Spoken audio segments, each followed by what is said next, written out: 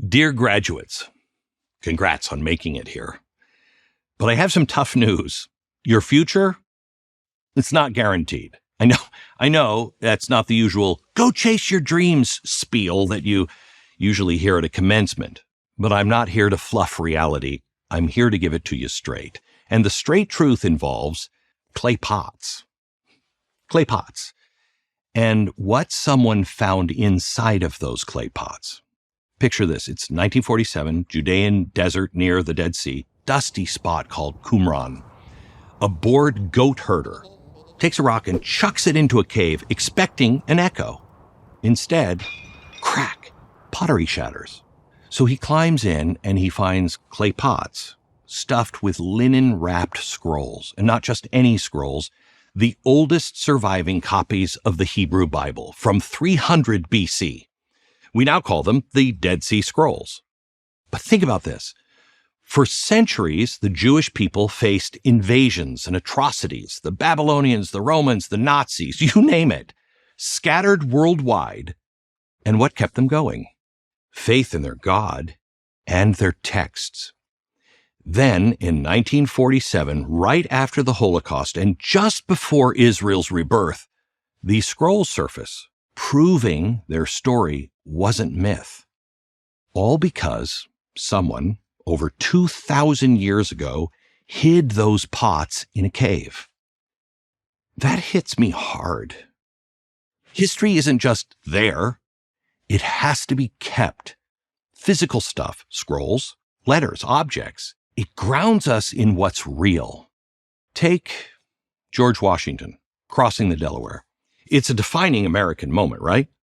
But imagine if some skeptic says, nah, never happened.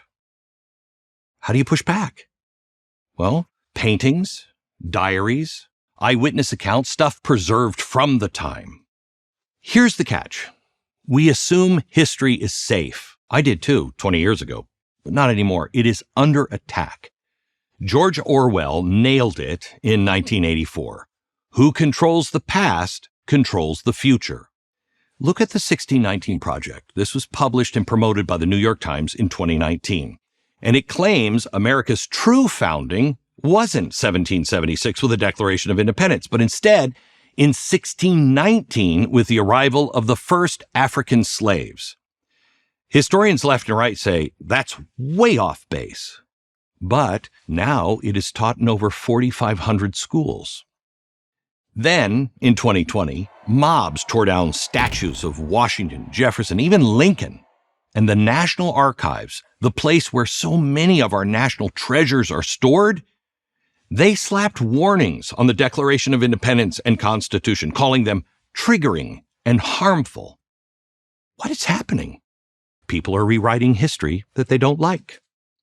If this keeps up, the truth could vanish, replaced by whatever fits the loudest narrative. That is not the future I want for you or for me or anybody. So I acted. I started collecting the stuff that made America, America. 250,000 pieces and counting. They're now in the American Journey Experience Museum in Dallas, Texas, co-founded with my good friend David Barton. Check it out, by the way, if you're ever nearby. But here's the point. History is not someone else's job. It's ours. It's yours. It's mine. It's everybody's.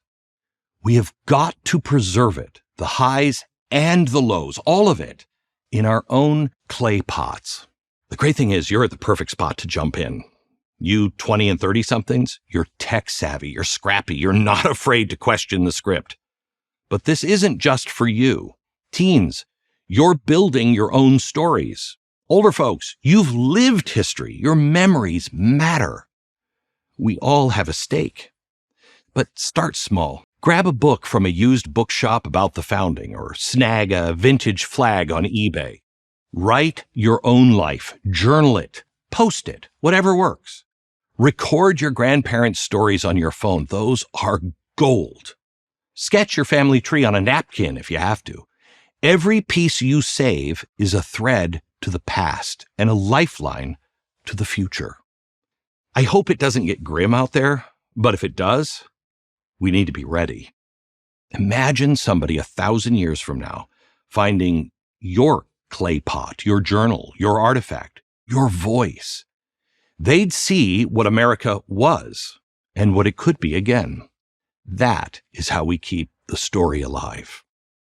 You're not just graduates, you're history keepers. Don't let that slip away. Your future is not handed to you, it's built by you.